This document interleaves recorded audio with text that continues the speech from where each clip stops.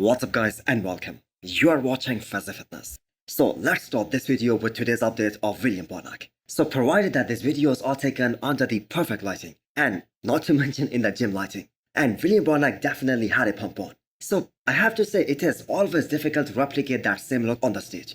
Dennis James is a perfect example of that. He looked so pumped up a few days out of the show in that tank top. You look back at some of those pictures, especially from his prime. He looked untouchable in the gym, but he was never able to present that same look on the stage.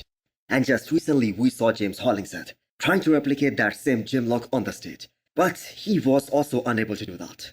But coming back to Bonac, I have to say he is one of those guys who is actually capable of doing that. We have seen that in the past. So right now he looks really impressive, and he is on a mission to prove everyone wrong in about 2 days time now, because this is gonna be his comeback show at Emperor Classic Spain.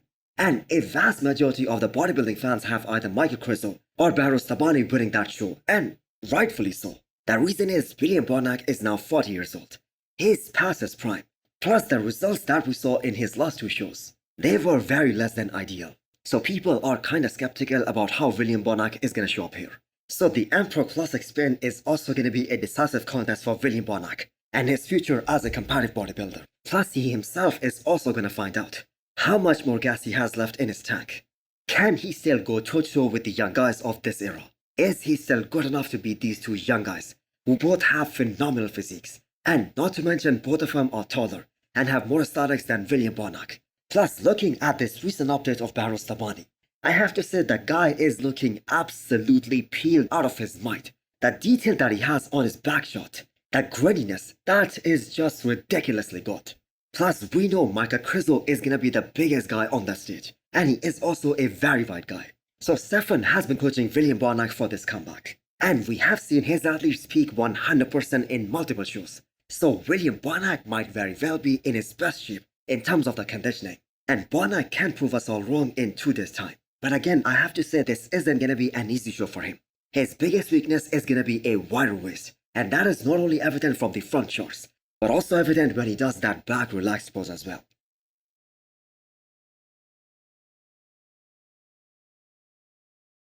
So it has been a while since we saw an update from Good Vito. So here is one for you guys. He's back to the drawing board after placing a very close second to Martin Fitzwater in Detroit Pro. So Martin wasn't really on, especially at the prejudging of that show. So if we consider how great he looked at the New York Pro plus also at the finals of Detroit Pro, it was kind of a slam dunk for him at the finals of Detroit Pro. But still, I have to say Good Vito definitely proved his worth.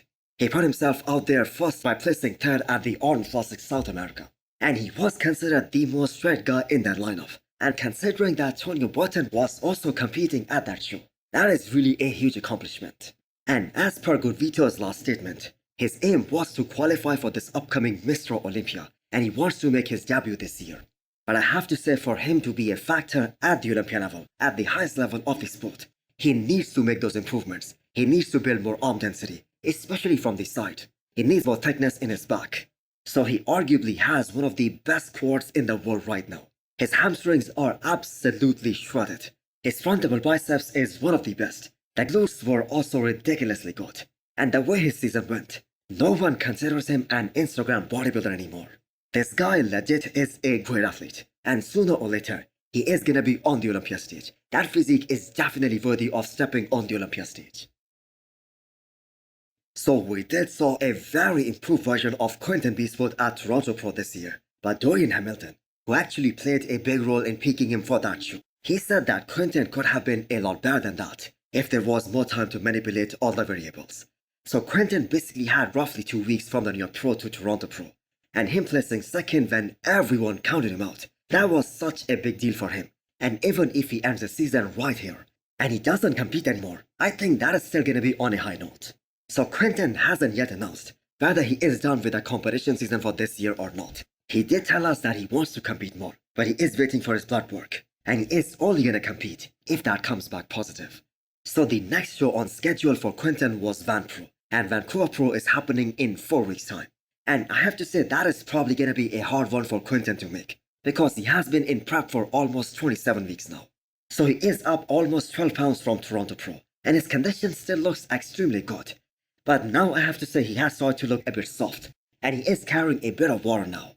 which by the way is completely normal, especially if he isn't planning to do Van Pro this year.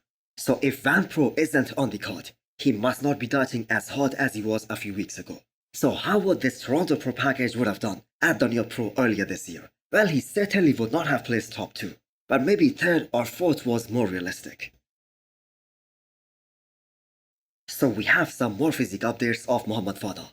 So this guy most likely gonna be on everyone's radar once he truly nails everything for his show this year. But as of right now, there has been no announcement on what show he's gonna do next.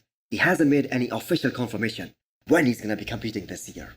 But from the looks of things right now, it might be very soon.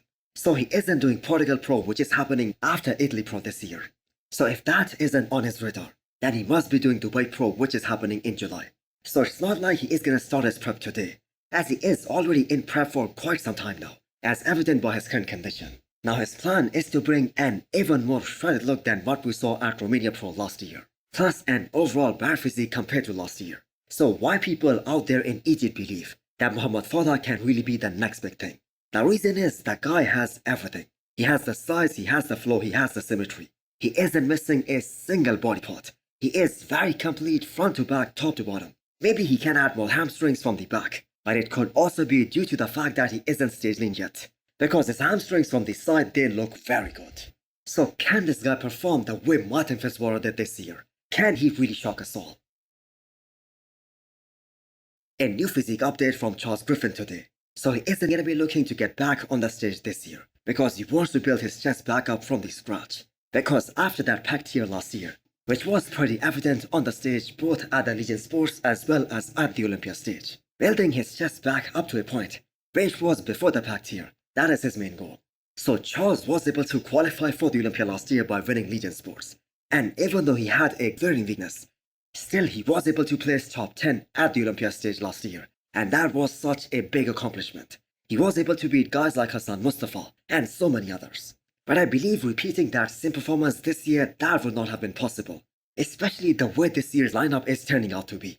And that is exactly the reason why Regan Grimes also took the whole year off, because his plan is to make top 6, and he believes that he hasn't made enough improvements just yet, so that he can be considered for the first call-out.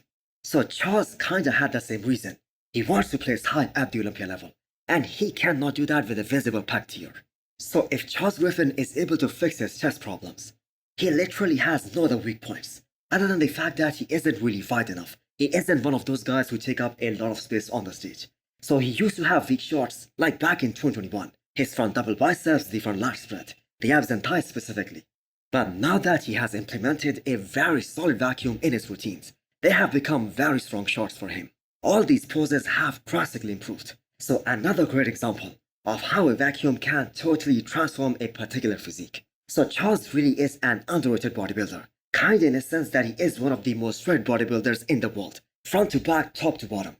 And that is why he was able to place top 10 at the Olympia last year. So hit the thumbs up button if you liked the video, and smash the subscribe button if you wanna come back for more. Thanks for watching.